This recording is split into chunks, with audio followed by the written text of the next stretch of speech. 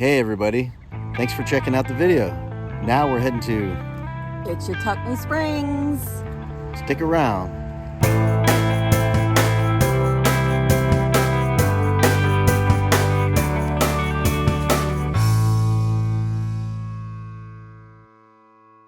For those of you who don't know it, we have moved from Palm Bay and are mooch docking in Mims. Ichetucknee Springs is northwest of Gainesville. We'll be heading up I-95 north all the way up to Ormond Beach, and then we'll head west on State Road 40 through the Ocala National Forest, heading to Ocala. When we get to Ocala, we'll jump on I-75 north and head toward Gainesville. Once we pass Gainesville, we'll get on 441 and 27 heading northwest to Fort White, and just past Fort White is Ichetucknee Springs. In this area of Florida, a lot of the winds come from coastal regions. They come from the west and also come from the east, all kind of in the coastal area, so they can converge. Wow, as we traveled on I-75 north, it really was coming down. This was the trip where we realized our truck was insufficient when we were pulling in bad weather. This is the clip that was recorded earlier in a different rainstorm. We were crossing a bridge, and it was a metal graded drawbridge. And as soon as we hit the crest, watch the white line on the right in correlation with our truck position. I think St. John's River. Woo. Felt that. That was a slide right there. Felt that. Woo. I got my heart racing a little bit. Wow, that was a drift. Yep. It would appear that the trailer pushed the truck to the right side of the road. Keep in mind I'm holding the steering wheel straight, and the truck still drifted off to the right. Notice the notch in the center of my hood, how far over to the right it goes. Can't help but imagine if that graded bridge was any longer, how far off to the right I would have went. It's been an interesting ride so far. Yeah, some intense driving and weather. Some very, some intense weather. I think every county we hit a thunderstorm, not just a little one, a pretty major thunderstorm. One time we were on the interstate and the visibility was definitely down to 20 feet. Yeah, you could barely see the I had line. to slow down to about 25, 30 miles an hour on the interstate. And then people have their hazards going. And then there's people pulled over with their hazards, which is what you're supposed to do. But when you already can't see, but you can see some flashing lights, it's a little disorienting because they should be on the side of the road parked and not on the interstate driving with low visibility, high winds, heavy rain. Yeah, it was pretty bad. Yeah. It was pretty bad. It was right on that border of I cannot see the white lines in the road. I couldn't see them on your side at all. I could see my side. I could see yours. I couldn't see the one on the left. I couldn't see the one on the left. And then, you compound that with it's a heavily traveled tractor trailer road. Yeah. So you have their spray coming off the road. Yeah, I think that was the main problem right there. Yeah, the spray coming up. But it dropped the temperature. I think it's in the 70s out there right now. Our tires, because we had this cool tire pressure monitoring system, we can see what the temperature of the tires are. And when we left the house, they were in the 90s. Right now, they are a happy 75 degrees. Yeah. They had a cold water bath. Yes. They're ready to get there. Yep. 16 more minutes, 13.9 miles. We will check back with you later. We're going to be camping at Ichetucknee Springs Campground, which is not affiliated with Ichetucknee Springs. But Ichetucknee Campground is not far from the state park. Well, we finally made it to Ichetucknee Springs Campground, and it was raining so bad I didn't videotape it. We got set up and decided to take a short tour of the campground to look at the campsites. Ichetucknee Springs Campground is unique in that the property was originally a residence and then was turned into a campground.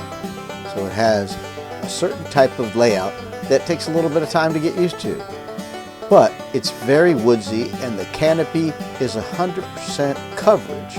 So very little light comes through when you're camping at your campsite. It's really beautiful. And when the birds are crowing, it echoes underneath the canopy.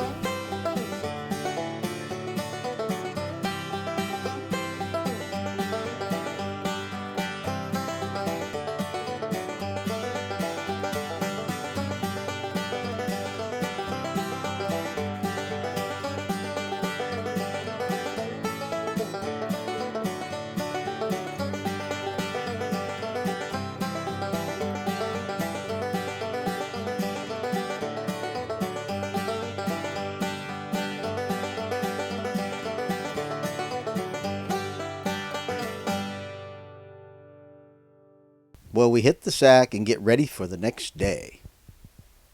Well, good morning. Let's do this. All right, we're on our way to the Santa Fe River boat ramp to drop off the kayaks and go kayaking. So, away we go. Here we go.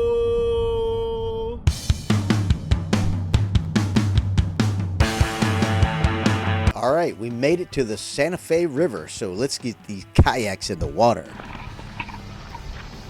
All right, backing up the truck to get to the water.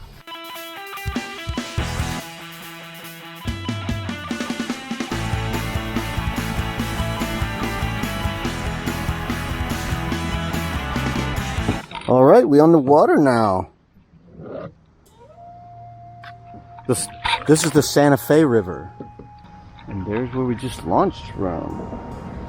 All right, we haven't even went 100 feet and we got a boil right here, a spring. They're pushing us off. Oh yeah, they're all over. The Santa Fe River is born in Lake Santa Fe in eastern Alachua County. It flows for 72 miles where it joins the dark waters of the Suwannee River, ultimately headed for the Gulf of Mexico. Although it's all the same river, there's a big difference between the upper and the lower Santa Fe. The upper Santa Fe River runs through a region of wet pine forests and swamps where there is an underlying layer of impenetrable clay.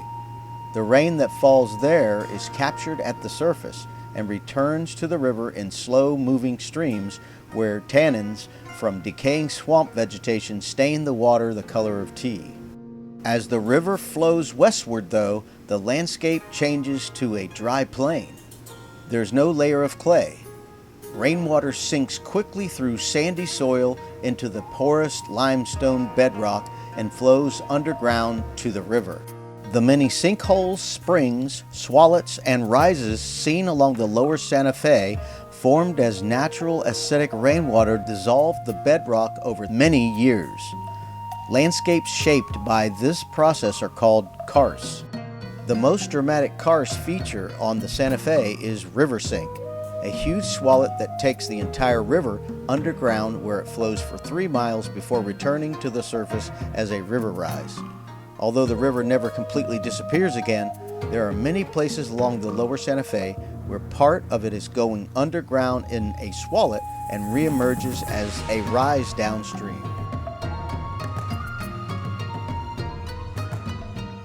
About 3/4 of a mile upstream of the boat ramp is an example of what makes this river extraordinary.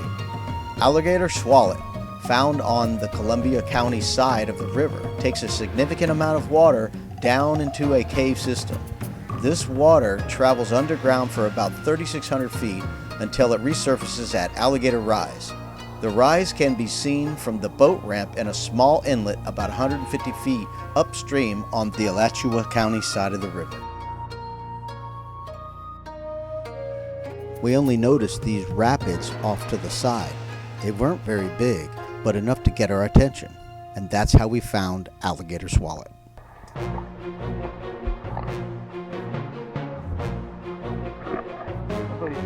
It's a huge swallet. 2 flip-flops.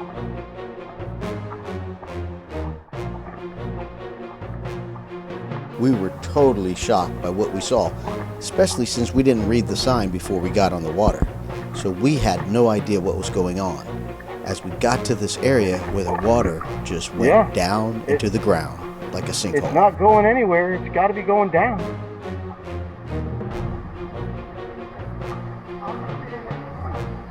That's weird.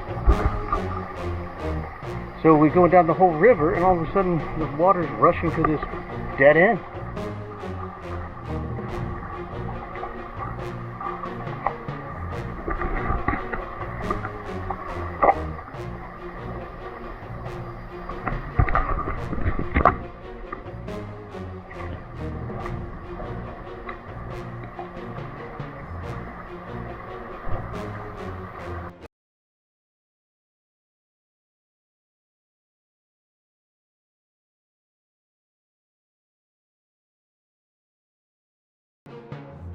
As you can see, the water is turbulent, stirring up all kinds of sediment, so it's definitely harder to see what's down there, unlike the previous area that was much clearer. But the water is going down underground to the underground river and comes up where we launched from.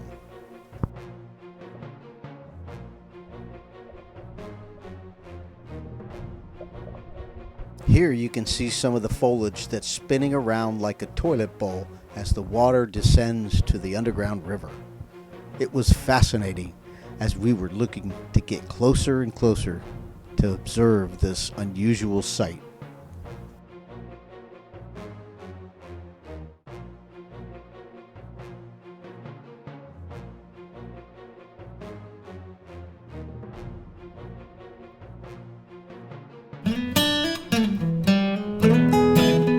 I heard something this morning sounded like a monkey. I mean, whoa, like that. Oh, it's the barred owls. Is that what it was? I betcha. Yeah, I heard all them crows. And then next thing I heard, oh, there they are. What a little brat. You have to have that spot, huh? I think he wants to mate and she's not having it. It's a little late to me mating. Oh, that's so cute. He's like, leave me alone. This is my face.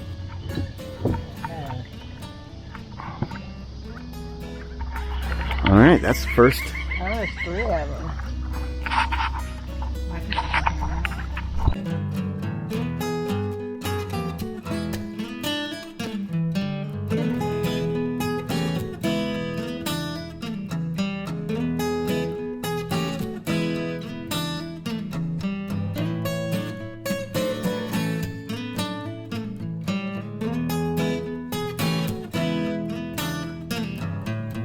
Well, we actually hit some really shallow, rocky areas, so shallow that we had to get out of our kayaks and pull them along to get to deeper water.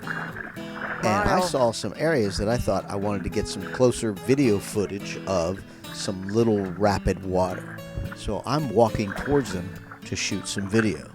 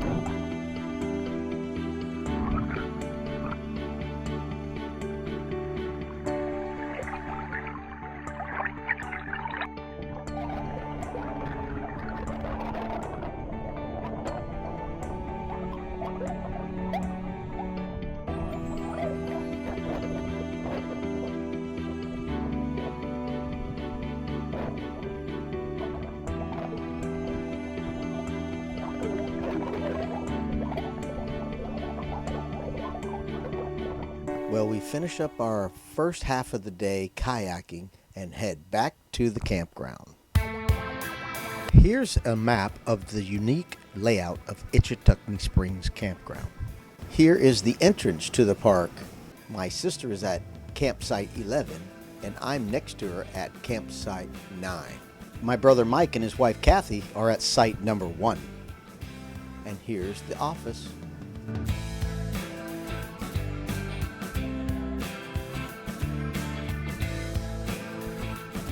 All right, we're walking down the main road here.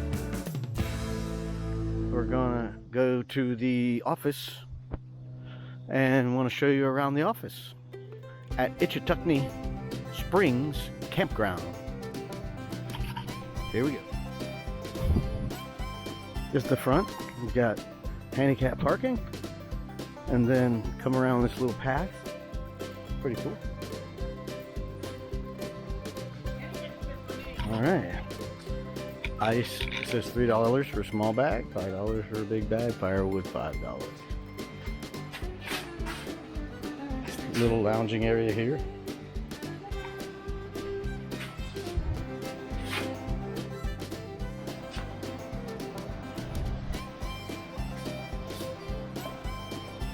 Got an office to the right.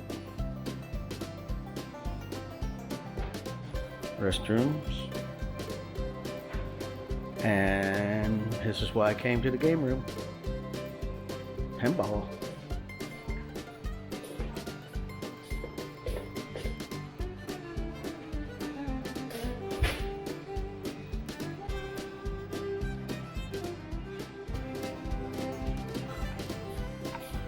Oh, we got the games on over here. Street Fighter. Turkey hunting. You got a jukebox. And over here, we got classic collection inside a Miss Pac-Man game.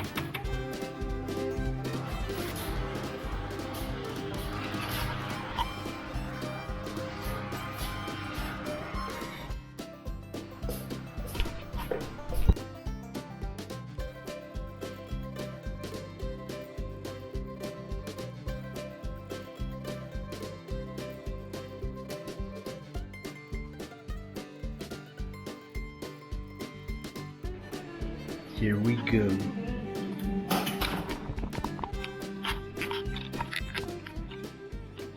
Well, I went back to the campsite and met up with my family, and we saw these butterflies doing some kind of dance.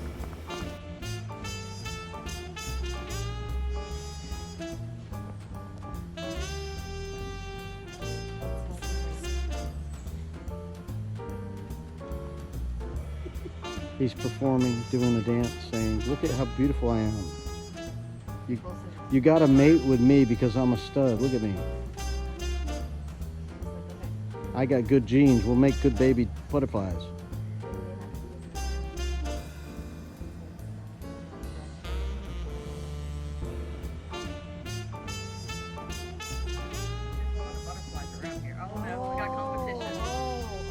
Wow, he...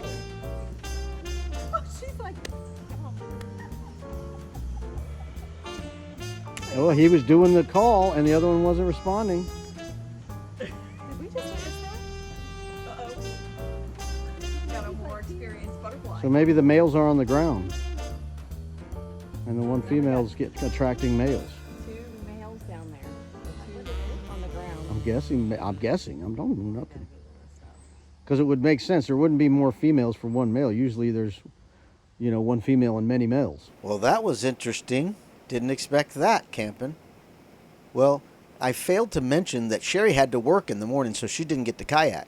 So when we came back for lunch, I asked her what she wanted to do, to go tubing or kayaking, and she said, "Let's go kayaking." So we got back in the truck and headed for the Santa Fe River ramp again.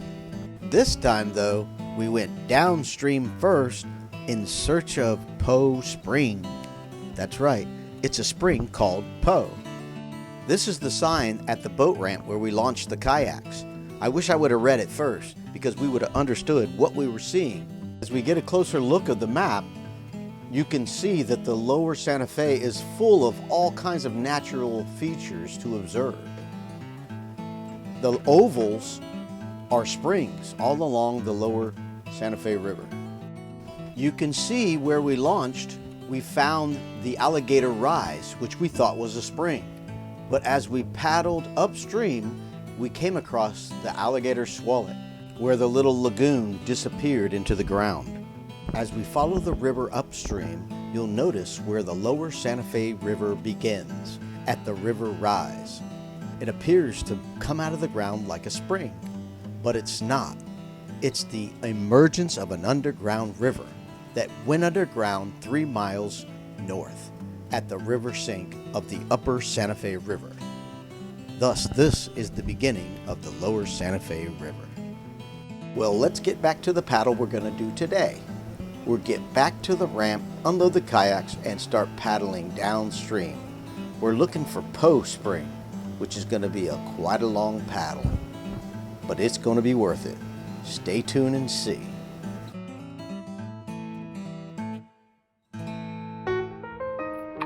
All right, we're going under Highway 27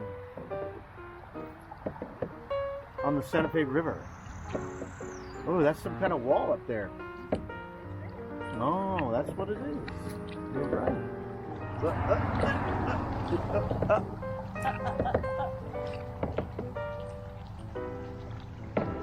Sticking out of the water. No, I'm trying to make sure I don't run up the ground. Yeah, see all this stuff? Run aground.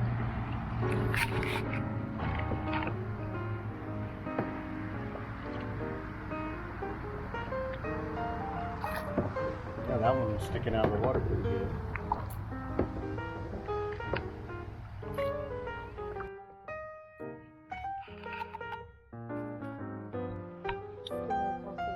And now you can see in front of April, there's a spring right in front of her kayak.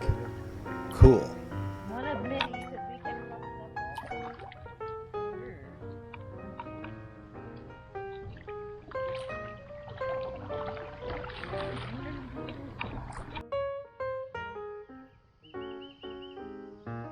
As we paddle downstream, we've come across these islands quite frequently.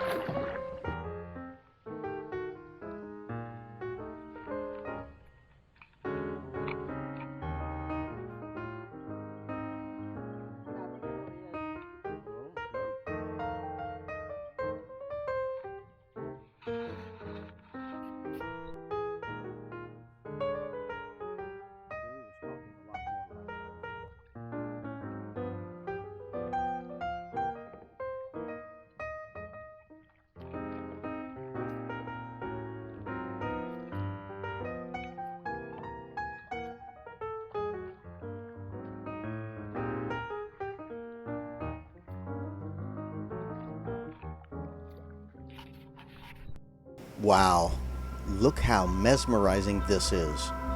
It's almost a mirror of the sky. Really cool looking.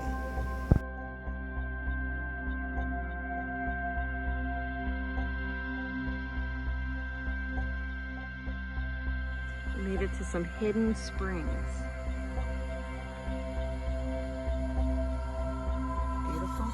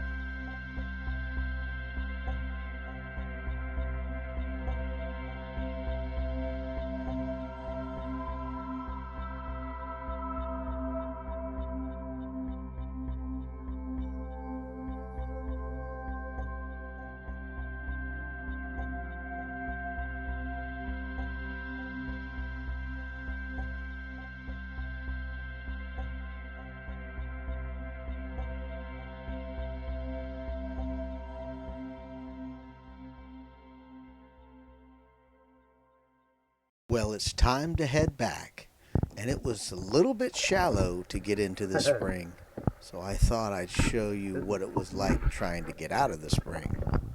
Here's April trying to get out of the spring through the shallows.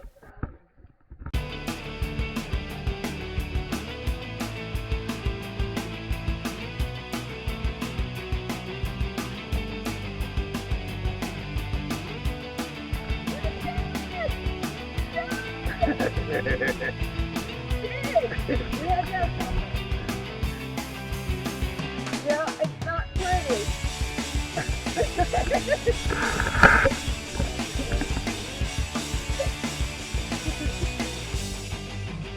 It's not pretty. Use your oar, yeah. Woo! Now we gotta go upstream. Upstream time. Well, after tallying up all the kayaking for one day, April's GPS said we did over 7 miles. Phew! Time to go hit the sack for the night and get ready for the next day.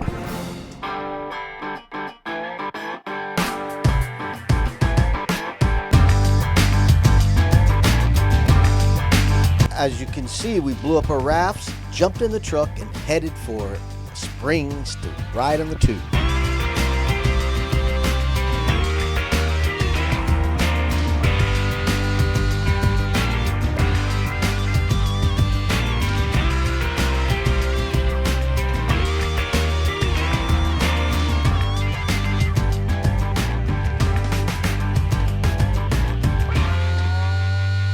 We got to Ichetucknee Springs State Park and paid for our ticket to use the trolley to take us there and pick us back up. So let's go.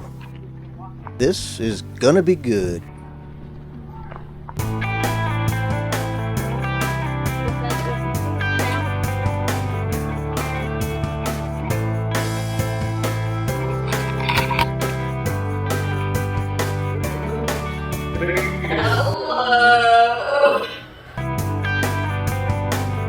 Wow. That's till the school.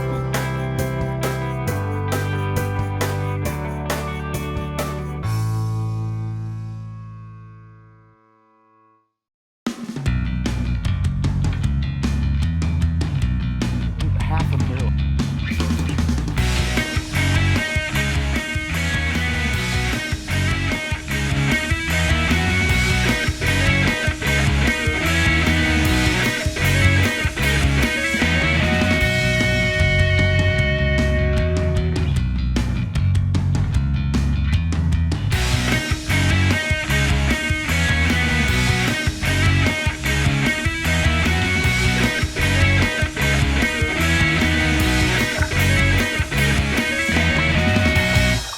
Wow, check out these cool caves. Pay attention to the colors of the rocks.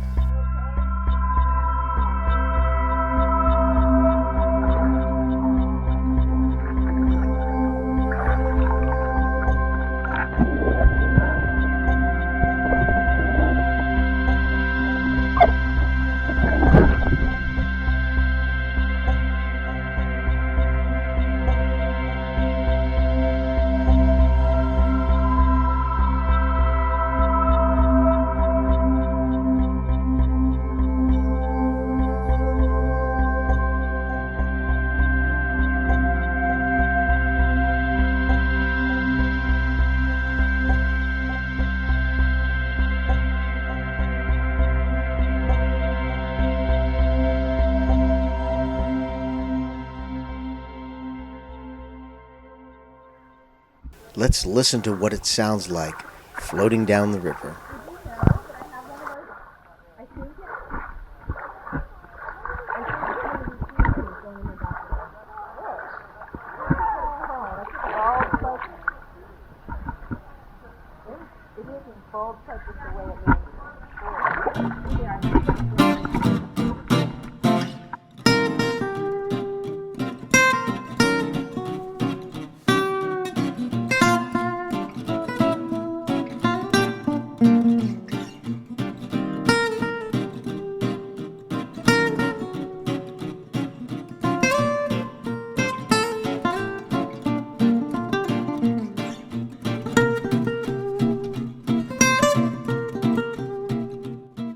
Well, it's time to load up and head back to the campground.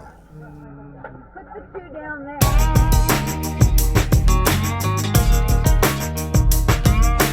Well, we always like to take a group photo, so we thought the Ichetucknee Springs campground sign would be a great place to do it. Suck it in, pull 'em out.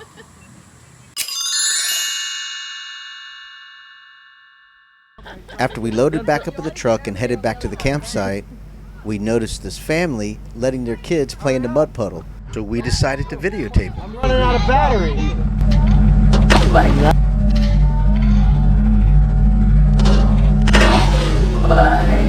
Nice.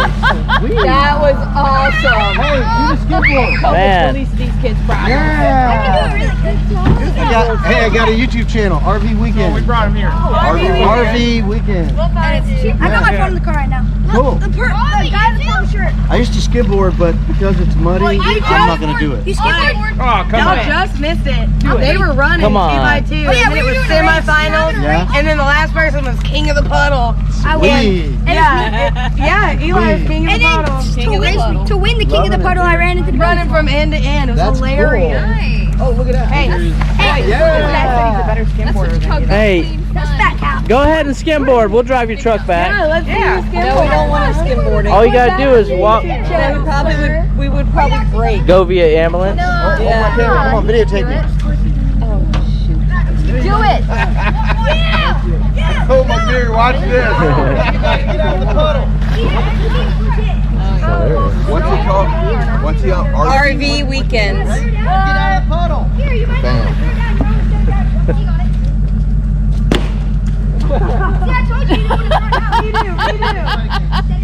Hey, he's 50 plus, so you gotta give it to him. Jesus Christ. Mike, I think I was too busy running over here. I don't have that video. I'll sell it to you. Almost. I think he would have had that if you didn't have a step over. All right, look out of the way. Look out the way. He's money. He wants to really get it now.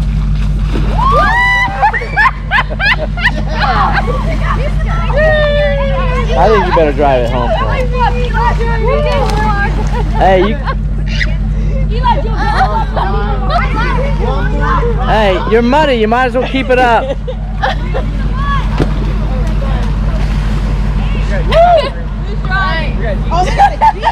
Yeah, we went through it a few times. That was a big guy. I didn't even hear it. It was like a three. Look how deep this hole is. Look how deep this. What can I say? I just like to have fun. Well, after taking a short break, I took the drone out for a flight.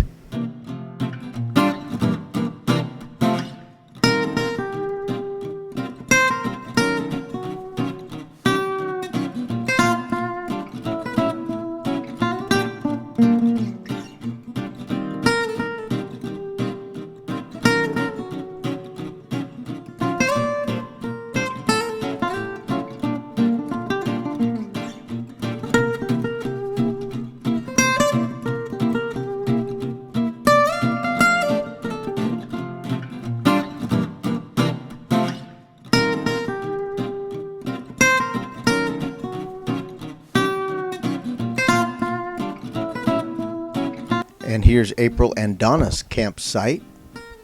And we are just next door. And just like I said at the beginning of the video, the canopy is so full that you really can't see much of anything. There's a few gaps here and there. For for the most part, it's total coverage. Beautiful.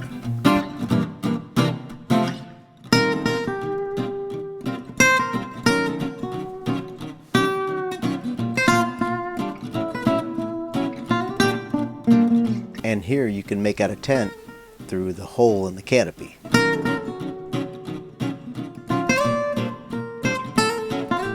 Now we're going to head to the office.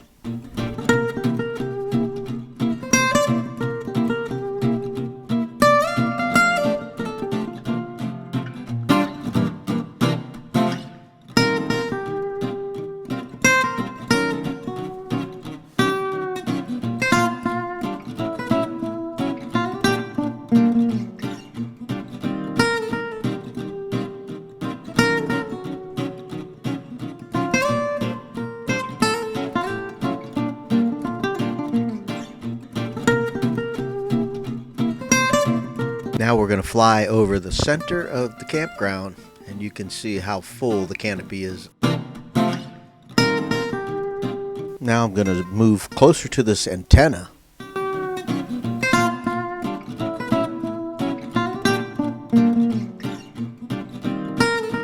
Alright, now I'm going to go fly below the canopy to get a close-up of our campsites. Danger, danger.